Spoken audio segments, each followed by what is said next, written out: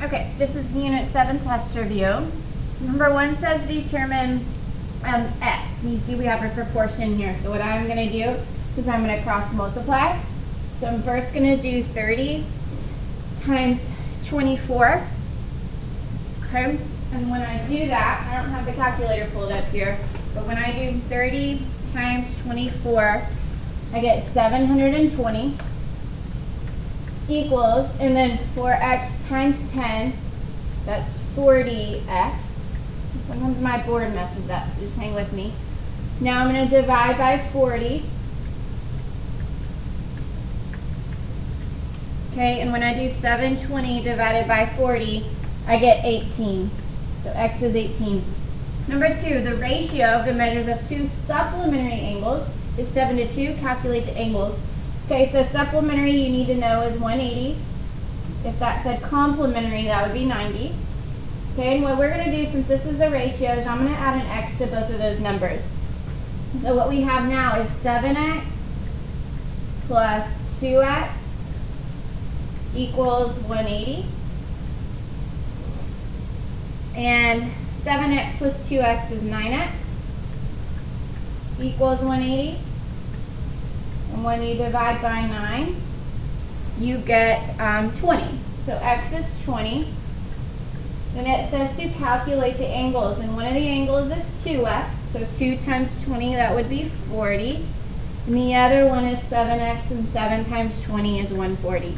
Notice that these now, those are supplementary. They add up to 180. Number 3. A survey showed that 3 out of every 5 voters would vote in an election. Based on this survey, how many people would vote in a city with 10,000 voters? Okay, so what we have here is we have like the total people.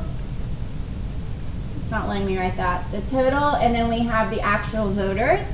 So it's saying that 3 would vote out of every 5 people. And how many people would vote in a city with 10,000 voters? So 10,000 people. How many of those would vote is the question. Okay, and so now I'm going to cross multiply. So that I have 5x equals 3 times 10,000 is 30,000. And when you divide by 5, that's 6,000. Number 4. If 10 strawberries have about 4 milligrams of vitamin C, which proportion could be used to find S, the number of strawberries needed to provide 80 milligrams? So what we hear is we have strawberries, and we have milligrams. That's supposed to be an M, but it's not letting me write it. Milligrams. So it says 10 strawberries per 4 milligrams. And it says, which proportion can be used to find S, the number of strawberries. So I'm wanting to find strawberries, so the S is going to go up top for 80 milligrams.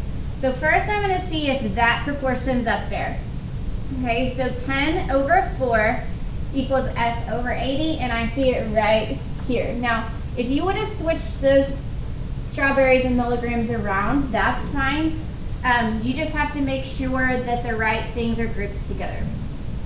Okay, number 5. Jared is buying pizza for a class party. Each pizza costs $10.50, including tax, and feeds 3 students. How much money will be needed to feed 24 students?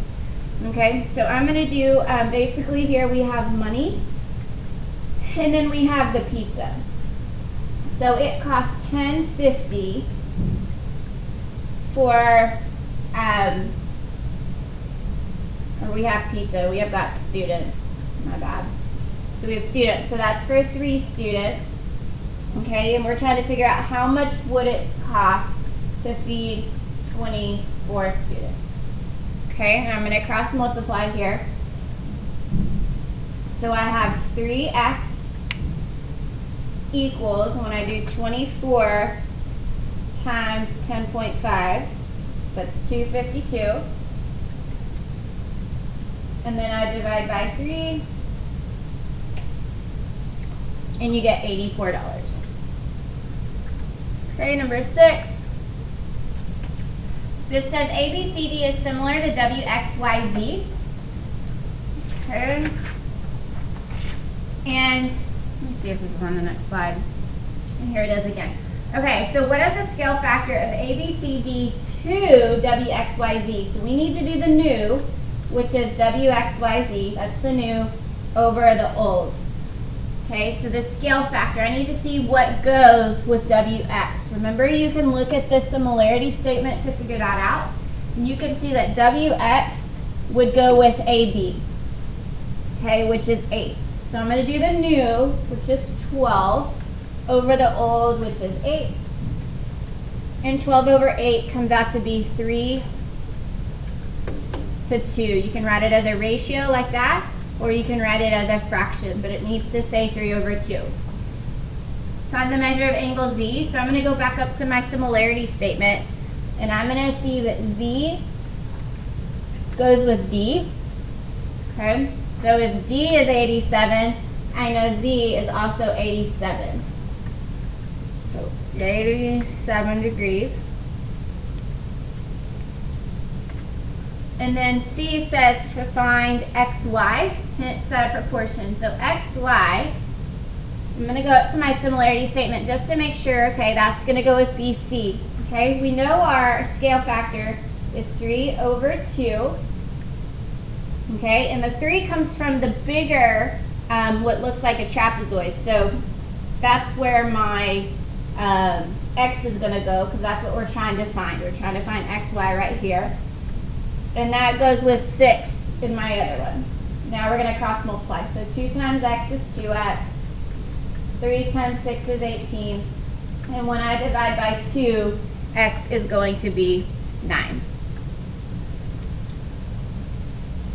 Okay, number 7, RSTU is similar to LMNO. And we need to find X. Okay, so here's my X here. So we need to look at this other quadrilateral here and see what that goes with. So UT, that's going to line up with NO. So I'm going to come over here. So those two go together. Okay, and now we need to find a scale factor. So we need to define two sides that have numbers that we can set up a scale factor with. And all these other sides have numbers. So I'm just going to use the 3 and the 9. So I'm going to do 9. It's not going to let me write it. 9 over 3 equals 6 over x plus 1. If you need to write big and small, whatever, you just need to make sure you get the right numbers together. So 6 times 3 is 18 equals, now I need to do 9 times x plus 1. So that's going to be 9x. It's not letting me write it there.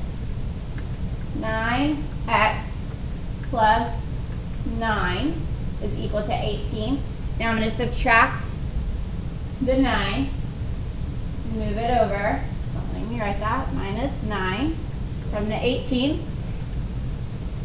So I will have 9 equals 9x, and when I divide by 9, I get x as 1.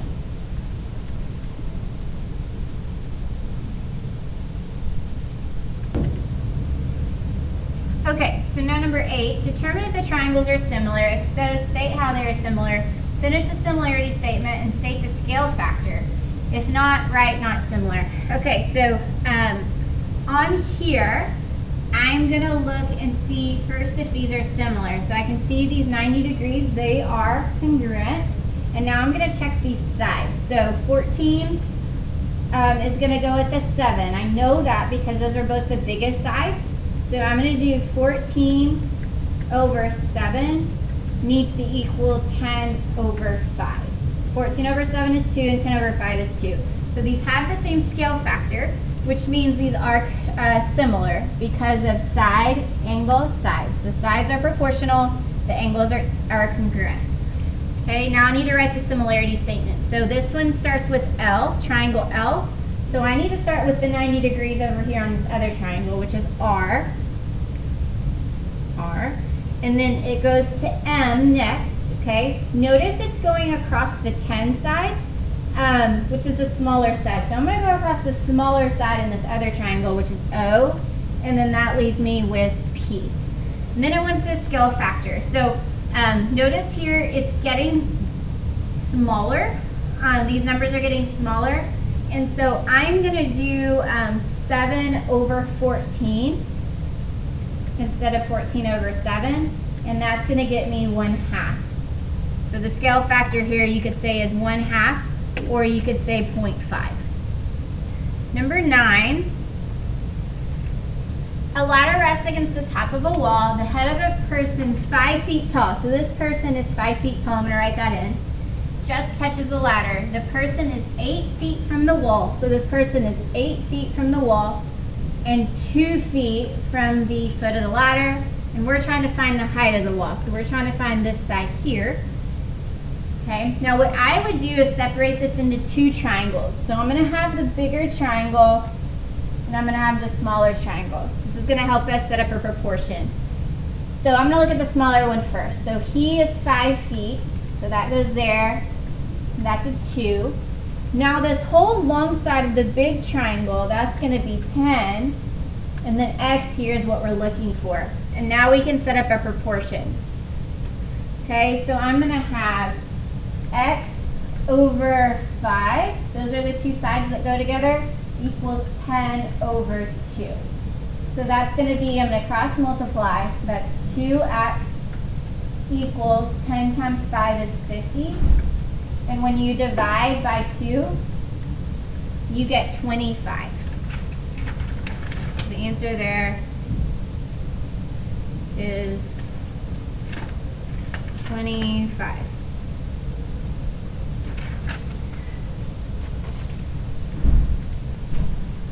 Okay, number 10, given that CA is a mid-segment, that means it's the middle of triangle TSR, SR, so this whole side here is 10, and ST is 8. Find the length of CT. Okay, so if that is the mid-segment, that means it's cutting this side in half, and it's cutting this side in half. And so if it's asking for the length of CT, that would be 4. Number 11, given that segment TR is a mid-segment of triangle ABC, find the value of x. Okay, so if this is the middle, it is also going to be half of the line that it is parallel to. And so if the long line is 24, then x is going to be 12. Number 12, find the value of x. Okay, so here we have all these parallel lines. That means that all of these pieces, these little segments they're showing you are proportional, so I can set up a proportion. So what I'm going to do is 7 over 5 equals x plus 2 over 10. And we are going to cross multiply here. So I'm going to do 5 times x plus 2. I'm going to put that x plus 2 in parentheses. So that'll be 5x plus 10 equals 7 times 10 is 70. And I'm going to subtract 10. So 5x equals 60. And then I'll divide by 5. So x will be 12. So that x is 12. And there we go. X is 12. Number 13. In the diagram below, triangle ABC, segments TV and BC are parallel. So I'm just going to mark that on here real quick. Those are parallel. AT is 3. BT is 8. AV is 6. And it wants me to find VC. What is the length of VC? So I'm going to put an X there. Now because these lines are parallel, that means all these segments are proportional. You can break this into 2 triangles if you want. You just don't have to here since those lines are parallel. So my proportion can be 3 over 8 equals 6 over x. And I can cross multiply. So I'm going to have 3x equals 8 times 6 is 48. And then when I divide by 3, I get 16. Number 14, pentagon PQRST is graphed on the coordinate grid. Which of the following points would be the location of S prime if pentagon PQRST is dilated by a scale factor of 3? And then don't worry about what this last part says. That's there to confuse you. Okay, so point P, I'm going to go off of this P right here.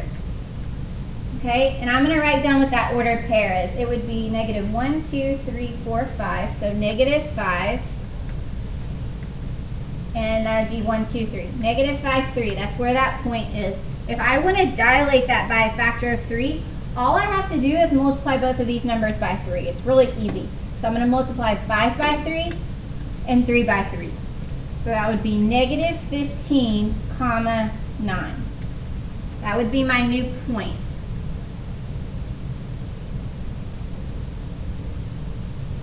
Which is not there. Did I write that down wrong? Okay, so what I did here is I used the point of P. I should have used the point of S, not P. All right, so here we go. Let's look at S instead, and we're going to get S prime. So S is at 2, negative 3. Now if I dilate that by a factor of 3, so I multiply both of these numbers by 3, that would be 6 and negative 9, which is F. Number 15, which of the following is not parallel? So parallel lines have the same slope. So we're looking for the one that does not have the same slope.